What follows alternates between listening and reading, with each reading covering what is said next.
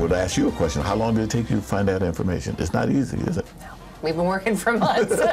Yes, they have been working hard here. A CBS 13 investigation revealing we may have more information about policies and programs in California prisons than the lawmakers with oversight of the Department of Corrections. As CBS 13's Julie Watts explains, lawmakers are now working with us to get answers.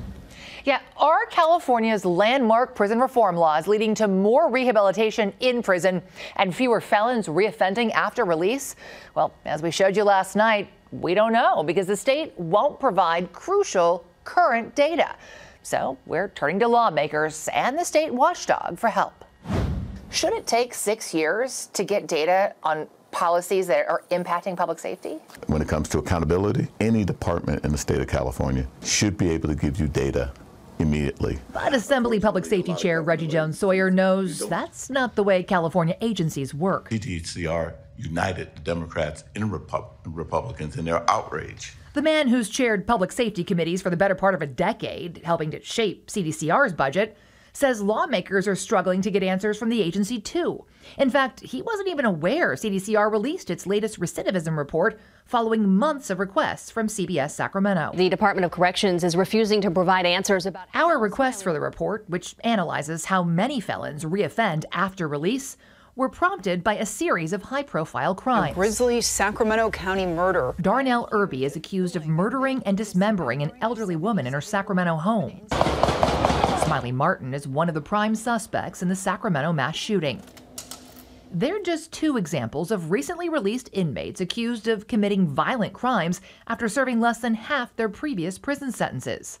Now, after years of delay and repeated records requests, CDCR finally released its 2018 recidivism report, which failed to include crucial information about why so few inmates participated in rehabilitation and why their programs didn't appear to have an impact on recidivism.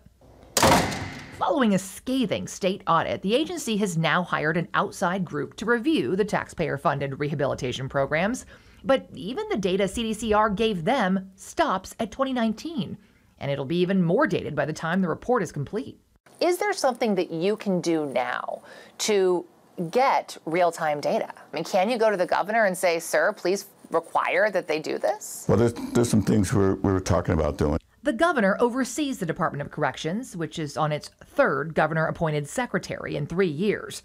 We've been requesting an interview with the current secretary for months and the secretary before him.